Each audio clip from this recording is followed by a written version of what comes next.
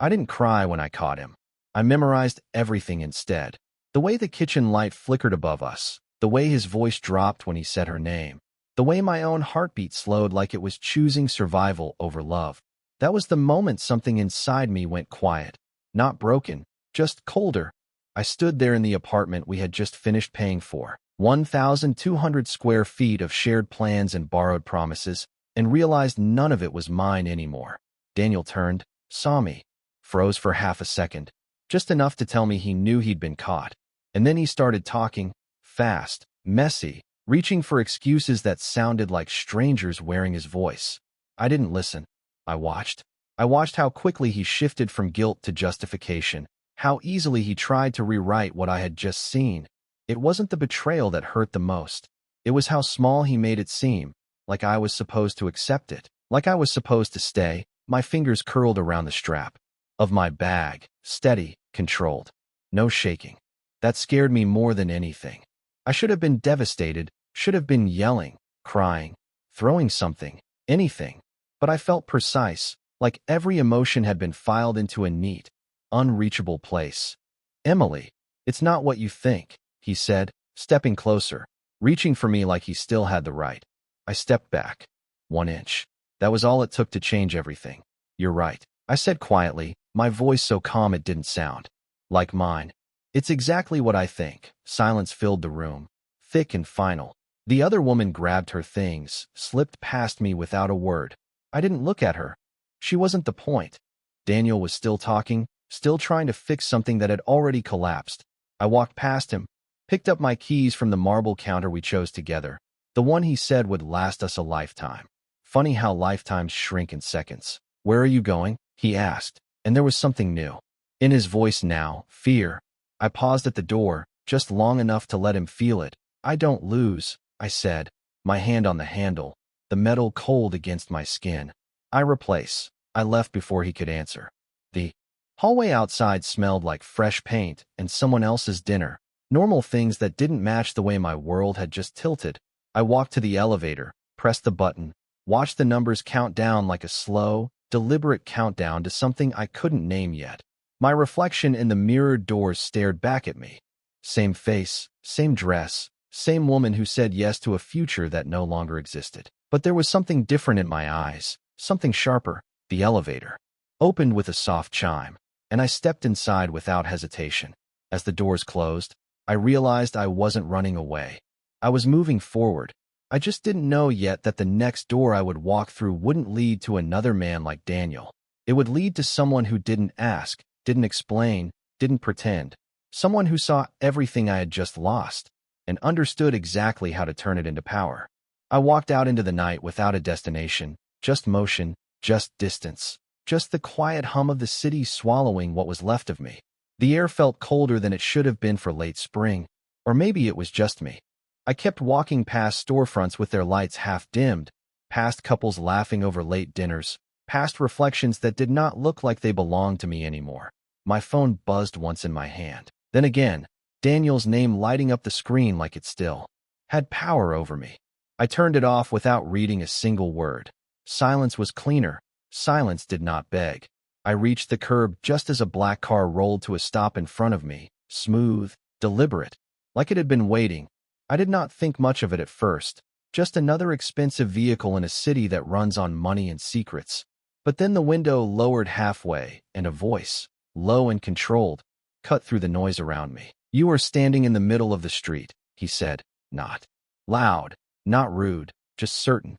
I blinked, realizing I had drifted farther than I thought. One step away from traffic that never really stops. I stepped back onto the sidewalk, my pulse steady, still too steady. You should be more careful, he added, and there was something in the way he said it that made it sound less like advice and more like observation. I looked at him then, really looked, and the world seemed to narrow for a second. He sat in the back seat, not the driver, dressed in a dark suit that fit like it was made for him alone, his posture relaxed but intentional, eyes fixed on me like he was reading something written under my skin.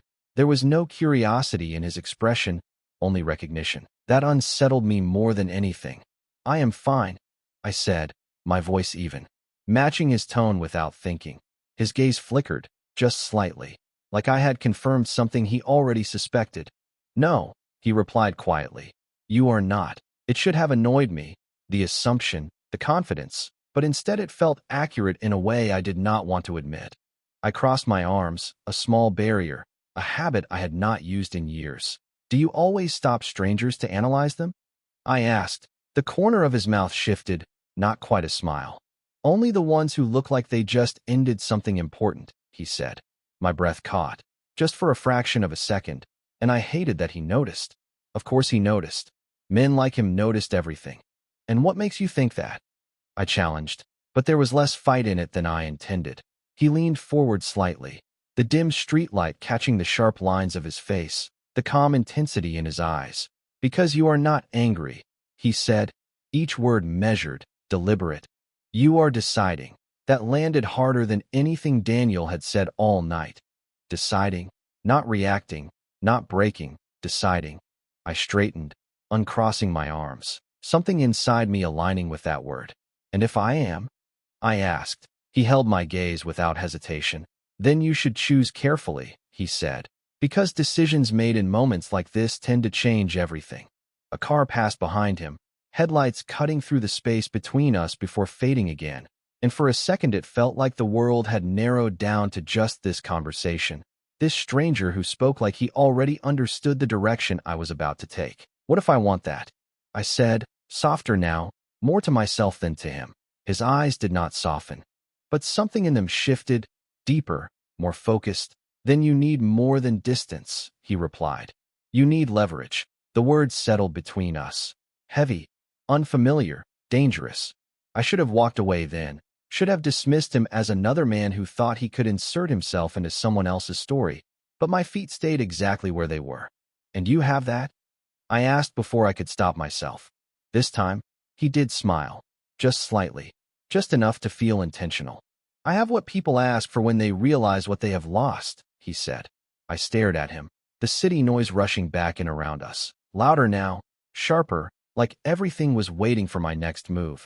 For the first time since I left that apartment, something inside me sparked, not pain, not sadness, something colder, clearer. What is your name? I asked. He did not answer right away, just watched me like he was measuring the weight of that question. Then, finally, Adrian, he said, simple, controlled, like it was enough. I nodded once, committing it to memory without knowing why. Emily, I replied, and the way he said my name back, low and certain, made it feel less like an introduction and more like the beginning of something I had not planned for, something I was about to choose anyway. Adrian did not open the door for me right away, and somehow that made it feel more real, like whatever this was, it was not a gesture, it was a choice. The city lights reflected across the polished surface of the car, distorting my reflection into something sharper, less familiar. Leverage. I repeated quietly, tasting the word like it might reveal something if I said it enough times. He watched me, patient, not pushing, not persuading, just waiting to see if I would step forward on my own. That should have been a warning. Instead, it felt like control. I moved first, one step closer to the car, then another, until I was close enough to see the faint scar near his jaw, the kind that suggested history but not explanation. What does that actually mean? I asked, my voice steady even as something inside me shifted again. He tilted his head slightly, considering me in a way that felt deliberate. It means, he said slowly, you do not go back to people who already decided your value. That hit harder than anything else tonight. Not because it was cruel, but because it was precise. I exhaled, a quiet breath I did not realize I had been holding since I left the apartment. And what would you suggest instead? I asked. His gaze did not waver. You replace the equation, he said. You change the outcome so completely that the past becomes irrelevant. I let that sit for a moment, the weight of it settling into something colder, clearer.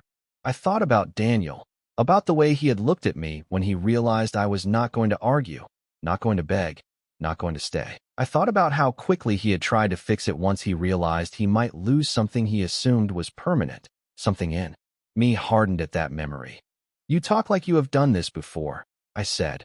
A faint pause, barely noticeable. Then, I understand patterns, he replied, which was not an answer but felt like one anyway. I studied him, the calm certainty, the absence of hesitation, the way everything about him suggested that he did not deal in uncertainty. Men like him did not guess.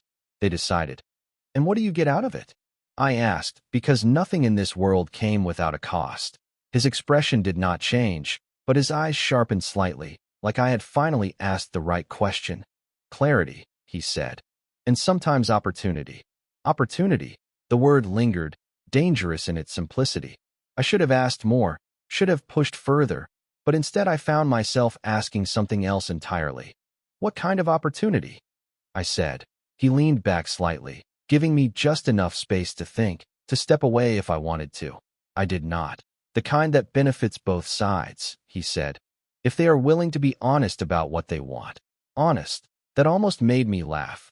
Honesty had not saved me tonight. It had not protected me, had not kept anything intact. Honesty had just made the truth visible. And what do you think I want? I asked, quieter now, more focused. His answer came without hesitation. You want him to understand what he lost, he said, not in words, but in consequence. The accuracy of it sent a sharp, electric feeling through my chest. Not anger, not pain, something closer to recognition. I met his gaze fully then, no hesitation, no softness left. And you can give me that? I asked. This time, he did not answer right away. He reached forward, the car door unlocking with a soft click that sounded louder than it should have. An invitation, not a demand. I can give you something better, he said quietly. I can make it so you never have to look back at him at all. I stared at the open door, at the dark interior beyond it, at the reflection of the city bending across the glass. This was the moment. I felt it, clear and undeniable. Not a mistake, not an accident. A decision. My hand moved before my mind caught up. Fingers brushing the edge of the door as I leaned in slightly.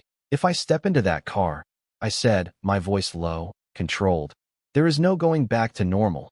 Is there? His eyes held mine, steady, unyielding. No, he said. I nodded once, slow, certain. Normal had already ended the moment I walked out of that apartment.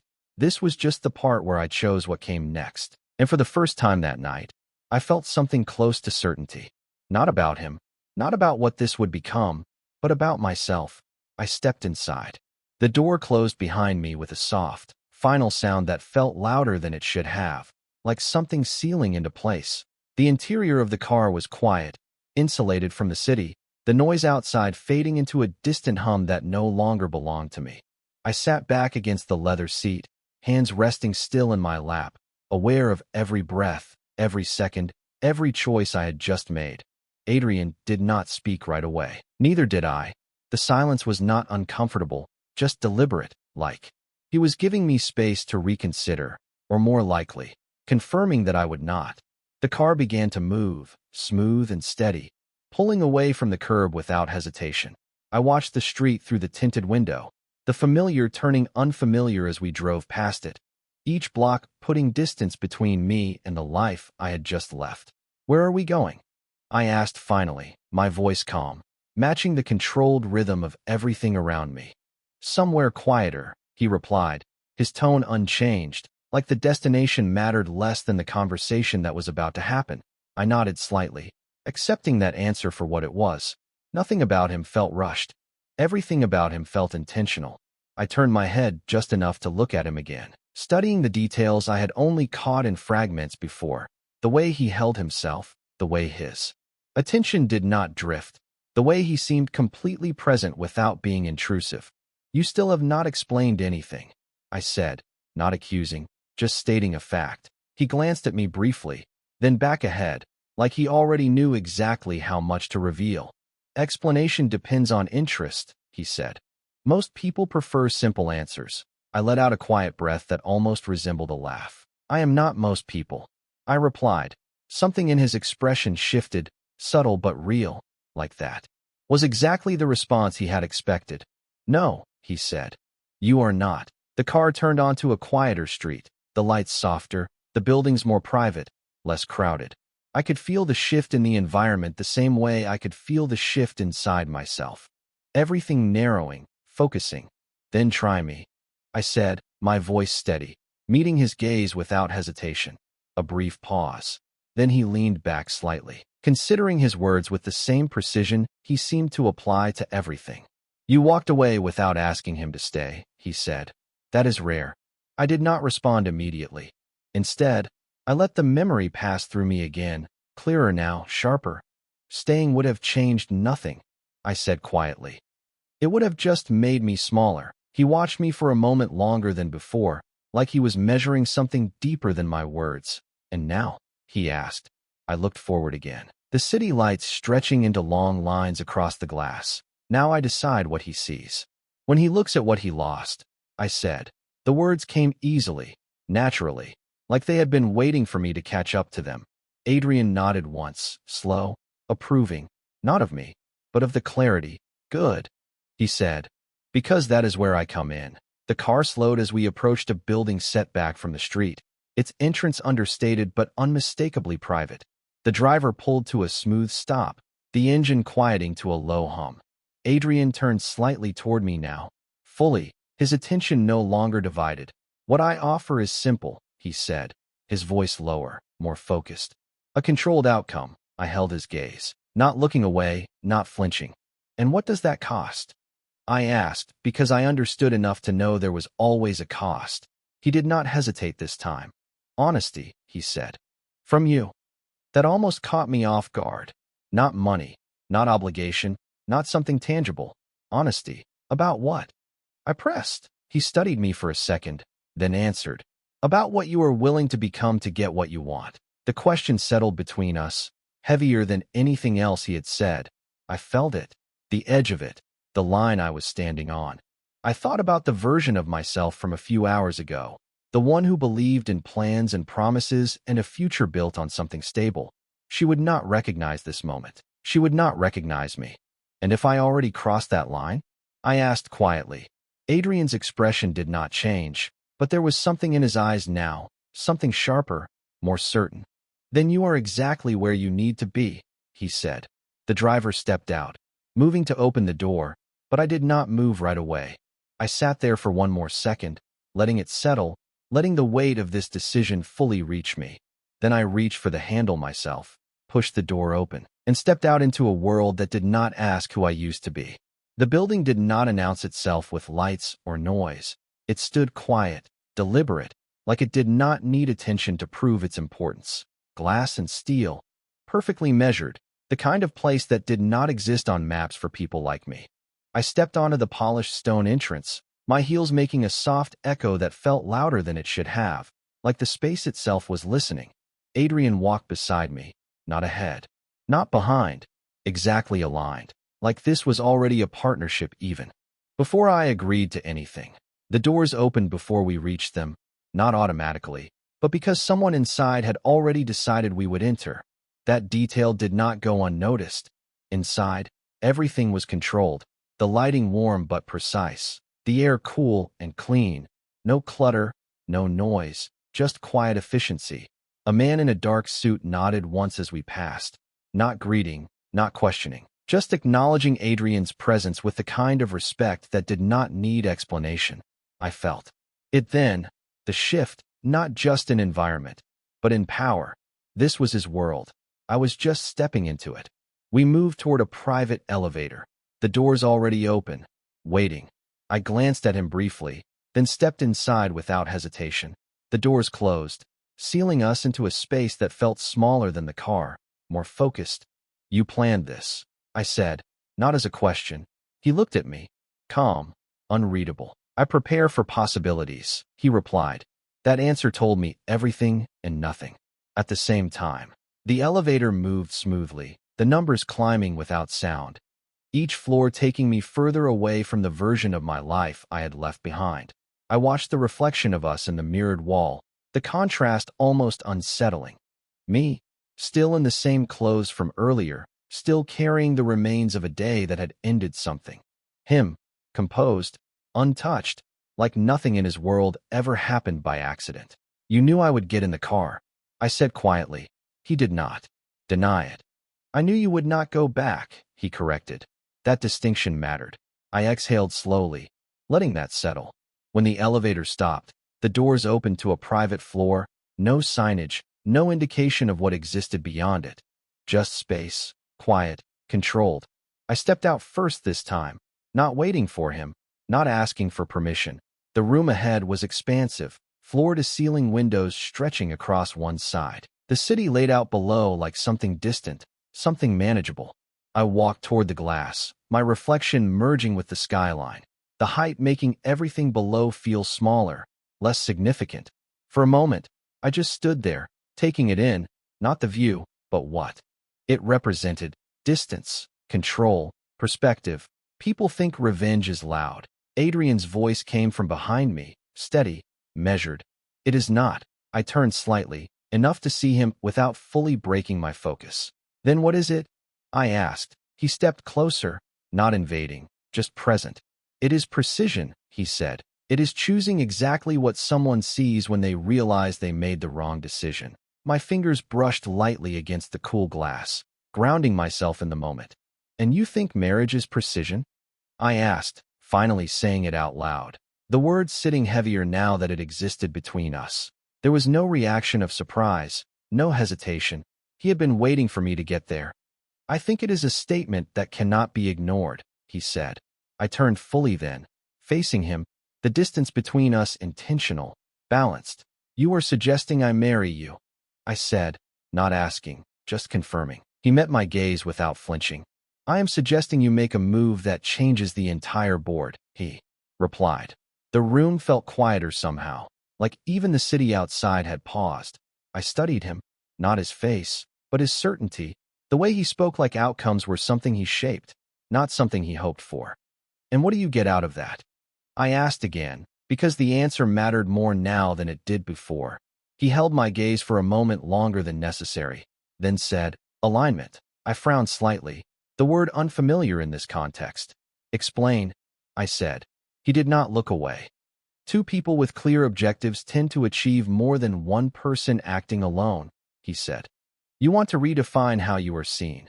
I want to ensure that definition holds. I considered that, the logic of it, the simplicity of it, the danger of it. This was not about emotion. It was about outcome, control, perception. And if I say no? I asked, a slight pause, then you walk away, he said. And you handle it your way. No pressure, no insistence, just fact. That made it more compelling, not less. I looked back out at the city, the lights stretching endlessly, each one representing a life, a story, a decision. A few hours ago, I had been one of those. Lights, predictable, contained. Now, I stood above them, considering something that would change everything. If I say yes, I said slowly, my voice steady. This is not temporary. He stepped closer, just enough to make the space between us feel intentional again. Nothing about this would be temporary, he said. I nodded once, the decision forming not in a rush, but in clarity. Then I need one thing, I said. His expression did not change, but his attention sharpened. Say it, he replied. I met his gaze fully, no hesitation left. When this happens, I said, he sees it. A brief pause, then a single, certain nod. He will, Adrian said. And in that moment, I realized I was no longer reacting to what I had lost. I was choosing what came next. The silence after my words did not feel empty. It felt sealed, like something had just been agreed without needing repetition. Adrian did not rush to fill it. He simply held my gaze for a second longer, confirming what I had already decided. Then we do it properly, he said, his voice calm. Final, like there was no version of this that involved hesitation. I nodded once, the movement small but absolute. There was no second guessing, no flicker of doubt, just clarity settling into place. How? Soon, I asked. He did not even glance at a clock. Soon enough that it still matters, he replied. That answer told me everything I needed to know. This was not about time. It was about impact. I turned slightly, looking back out over the city again, but it did not feel the same as before. The height no longer intimidated me. It steadied me. He thinks I will call him, I said quietly. Adrian stepped closer, not touching, just present enough that I could feel the shift in space. And will you? He asked. I shook my head. A small, controlled motion. No, I said. He does not get that version of me anymore. Something in Adrian's expression shifted, almost approval. but sharper than that, like recognition. Good, he said. Then we define the next version clearly.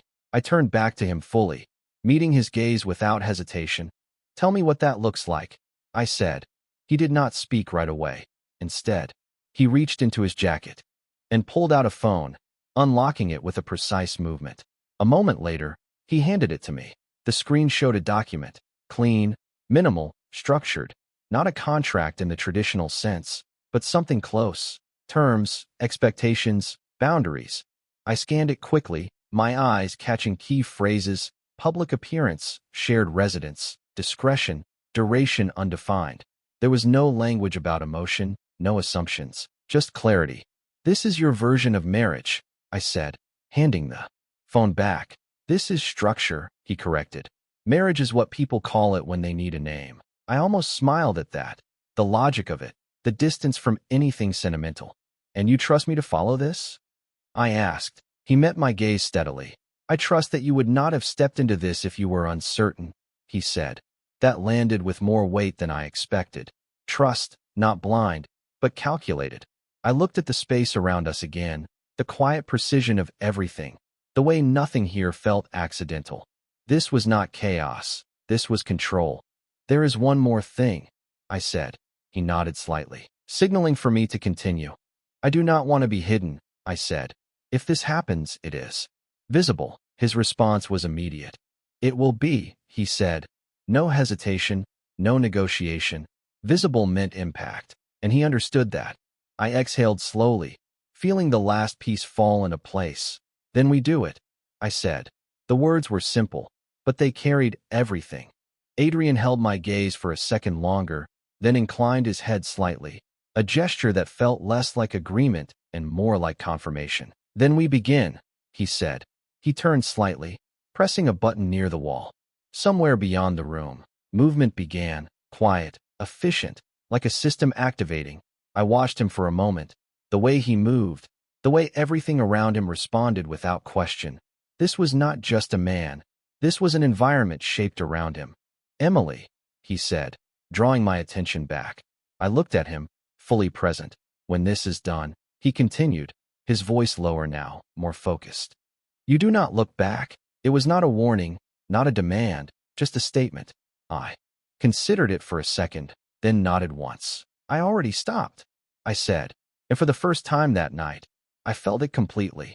Not the loss, not the anger, just the absence of what used to hold me in place. Adrian studied me for a moment longer, then turned away slightly, already moving forward. I followed without hesitation, the distance between us closing naturally, not forced. Whatever this was, it was no longer a reaction to what had happened earlier. It was something new, something chosen. And as I stepped further into his world, I realized something that settled deeper than anything else. I had not just walked away from my past. I had replaced it entirely.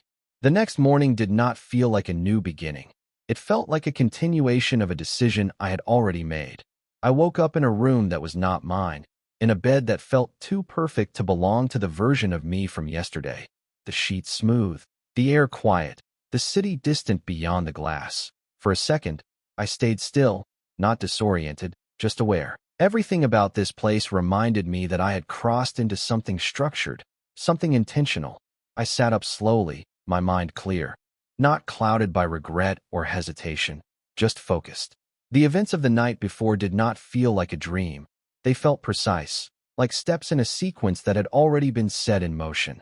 There was a set of clothes laid out neatly on a chair nearby, tailored, simple, elegant in a way that did not ask for attention but commanded it anyway. I stood, walked over, and ran my fingers lightly across the fabric. It was not about luxury. It was about presentation. I understood that now. Everything here had a purpose. I dressed without questioning it. The movements automatic, controlled, like I was already adapting to the rhythm of this world. When I stepped out of the room, the hallway was silent, the kind of silence that did not come from emptiness but from control. I followed it naturally, not needing directions, just moving forward. Adrian was already there when I entered the main space, standing near the window, exactly where I had left him the night before, as if time had not moved. For him, the same way it had. For me, he turned slightly when he heard me, his gaze assessing, not intrusive, just observant. You adjusted quickly, he said. I stopped a few feet away, meeting his gaze. I do not hesitate once I decide, I replied. His expression shifted slightly, something sharper, more focused. Good, he said. Because today is not about thinking. That caught my attention. Then what is it about?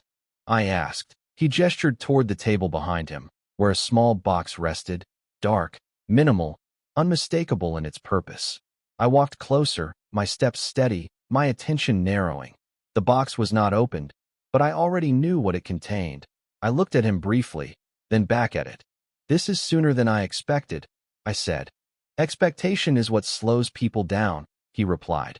I reached for the box, my fingers pausing just for a second before lifting the lid. Inside, the ring was simple, clean, no unnecessary detail, just clarity and form. It was not about decoration, it was about meaning. I picked it up, feeling the weight of it settle into my palm. Not heavy, but present, real. This is not symbolic, I said quietly. He stepped closer, stopping just within reach, not touching. Nothing about this is symbolic, he said. I looked at the ring again, then at him. Then we do not pretend, I said. He held my gaze, steady, unwavering. We do not pretend, he confirmed. The room felt still. Again, like everything was aligning into a single point. I slipped the ring onto my fingers slowly, deliberately, not rushed, not hesitant. It fit perfectly. Of course it did. I looked at my hand for a second, the way it changed the image of everything, the way it shifted perception without needing explanation. When? I asked.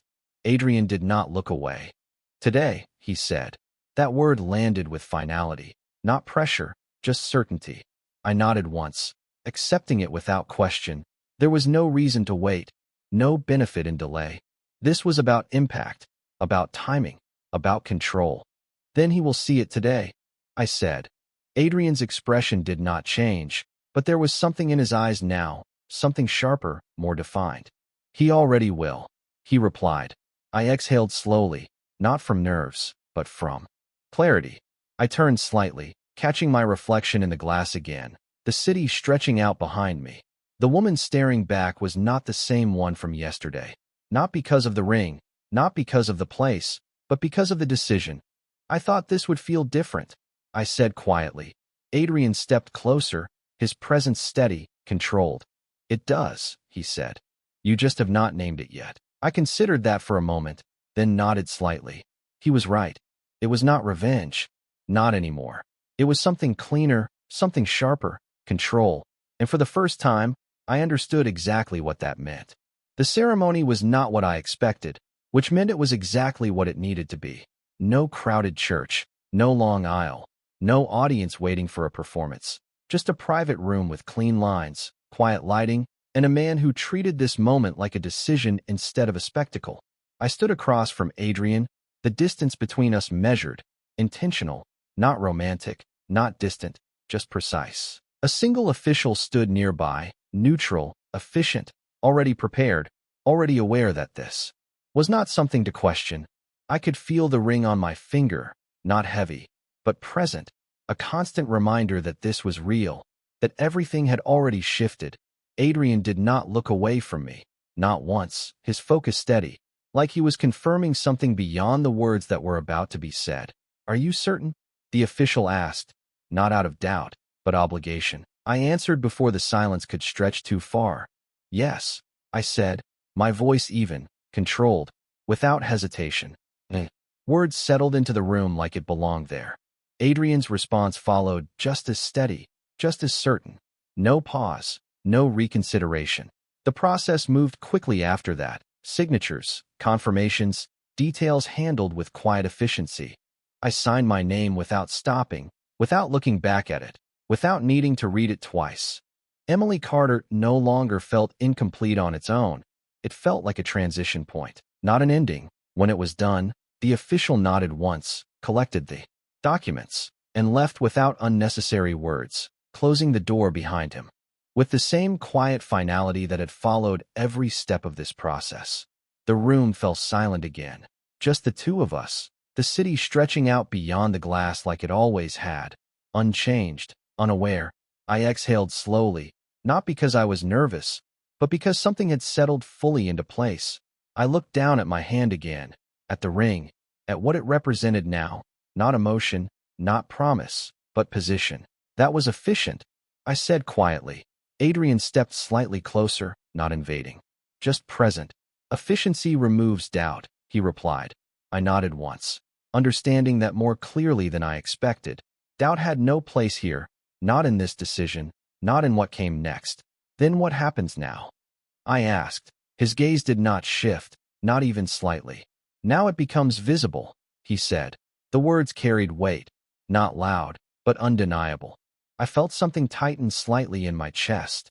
Not fear, just awareness. Visibility meant consequence, meant reaction, meant everything I had set in motion was about to reach the person it was meant for. Adrian reached for his phone, his movements precise, controlled, and within seconds, something had already been sent, a signal, a message, something that would ripple outward beyond this room. It will circulate, he said calmly. I did not ask what exactly that meant. I already understood enough. Images, information, confirmation, whatever form it took, it would reach the right people.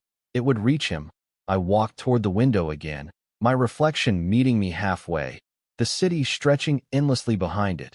He will not believe it at first, I said quietly. Adrian moved to stand beside me, not touching, just aligned, looking out at the same view. He will, he replied, when he realizes it cannot be undone. That settled something deeper than anything else had. Not revenge, not satisfaction, just finality. I watched the movement below, cars passing, people moving through their lives without knowing that mine had just shifted entirely. My phone, still off since last night, sat in my bag, silent, waiting. I reached for it slowly, turning it on. The screen lighting up with notifications I had ignored, missed calls, messages. His name appearing again and again. I did not open them. Not yet. I looked at Adrian instead. When it happens, I said, my voice steady. I do not want to react. He nodded once, understanding immediately. You will not need to, he said. I believed him, not because I trusted him completely yet, but because everything so far had followed a pattern of control, of precision, of outcome. I looked back at the screen, at the flood of messages, and felt nothing pull me back toward them. That absence felt stronger than any emotion could have. I locked the phone again, setting it aside without hesitation. Then it begins, I said. Adrian's reflection met mine in the glass, his expression unchanged, his presence steady. No, he said quietly. It already has.